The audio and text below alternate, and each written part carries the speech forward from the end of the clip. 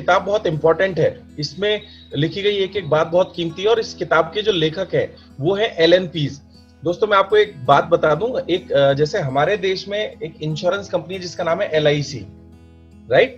ऐसे ही अमेरिका की एक कंपनी है और उस कंपनी का 10% बिजनेस अकेले करते हैं। मतलब ये कितने बड़े सेल्स पर्सन है, इस बात से आपको आइडिया लग जाएगा। मतलब जैसे मान लो हमारे देश में LIC जितना बिजनेस करती है, उसका 10% बिजनेस कोई एक आदमी करे तो वो कितना बड़ा वॉल्यूम होगा। ऐसे USA की जो सबसे बड़ी कंपनी है उसका 10% बिजनेस अकेले इन्होंने किया एक समय पे। और जब इन्होंने नेटवर्क मार्केटिंग को ज्वाइन किया तो नेटवर्क मार्केटिंग में बहुत तेजी से इन्होंने सफलता पाई। और दोस्तों इस सफलता की जो सेलिंग में जो टेक्निक्स इस्तेमाल किया करते थे, वो कैसे ये क्लोज किया करते थे किसी भी कस्टमर को, वो सारी टेक्निक्स इन्होंने अपनी इस किताब के अंदर डाल दी है।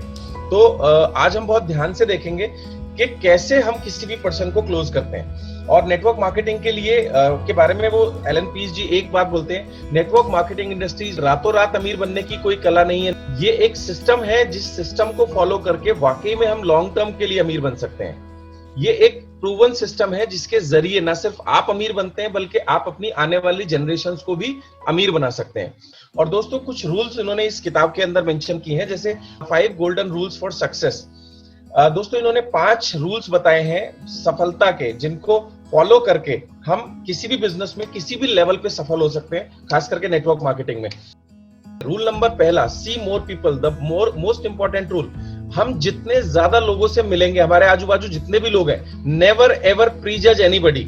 किसी को भी आपको प्रीजज नहीं करना है। आपके आजू बाजू 3 फुट का दायरा जहां तक आपका हाथ जाता है, अगर उस रेंज में कोई भी आ गया, रडार में कोई भी आ गया, तो हमें उसको प्रेजेंटेशन देनी है।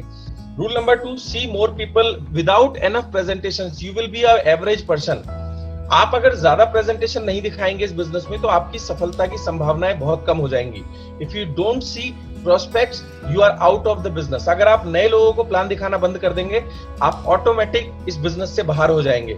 Keep calling people. दोस्तों अक्सर आपने मीटिंग में रिजवान जी की वो बात सुनी होगी कि मैं जब भी परेशान हुआ मैंने प्लान दिखाया, मैं जब भी सफल हुआ मैंने प्लान दिखाया, लोग छोड़ के गए मैंने प्लान दिखाया।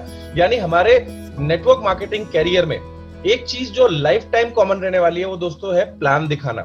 Rule number 3, many people never reach there real potential. 2, 4 या 5 प्रेजेंटेशन दिखाने के बाद लोगों को लगने लगता है कि शायद मेरे अंदर वो कैपेसिटी नहीं है, मैं लोगों को कन्विंस नहीं कर सकता। प्रॉब्लम सिर्फ ये है कि हम कुछ चुनिंदा लोगों को प्रेजेंटेशन देते हैं और नेगेटिव फीडबैक मिलने के बाद हम प्लान दिखाना बंद कर देते हैं। सबसे बड़ी समस्या है दोस्तों, लोगों को कन्विंस करने की जरूरत नहीं है, जरूरत है ज्यादा लोगों तक पहुंचने की। मैं सभी से बोलता हूं कि पहला रिव्यू हमें 100 प्रेजेंटेशन करने के बाद करना है। यानी जब मैं 100 लोगों को प्लान दिखा लूंगा तब मैं अपने अपलाइन के साथ बैठूंगा कि मेरा बिजनेस कैसा चल रहा है, मेरी प्रेजेंटेशन कैसी है। और उसके बाद दूसरी जो काउंसलिंग होगी वो 1000 लोगों पे होगी। याद रखिएगा, ये पहला आंकड़ा है। इससे पहले अगर आप कुछ भी जज करते हैं तो वो आपकी गलती होगी। Rule number 4, use the law of average. और जब आप प्लान दिखाएंगे तो आप अपना लॉ ऑफ एवरेज बनाएंगे। मसलन मैंने 100 लोगों को प्लान दिखाया तो कितने लोगों ने मेरी बात नहीं सुनी, कितने लोगों ने मेरी बात सुनी, कितने लोगों ने मेरे बिजनेस में ज्वाइन करने का इंटरेस्ट दिखाया और कितने लोगों ने फाइनली ज्वाइन कर लिया। दोस्तों जब आप ये बनाना शुरू कर देंगे एक पेपर पेन लेकर के, तो आप देखना आपके जो स्किल्स हैं वो बहुत तेजी से इंप्रूव होना शुरू हो जाएंगे। इसे मॉनिटरिंग कहते हैं। You do same thing. अगर आप सेम तरीके से काम करते हैं और सेम चीजें बार बार करते हैं और बार बार वही चीज करते हैं, तो उन्हीं कंडीशंस में काम करने की वजह से आपके वही रिजल्ट आएंगे जो हमेशा आते रहे हैं।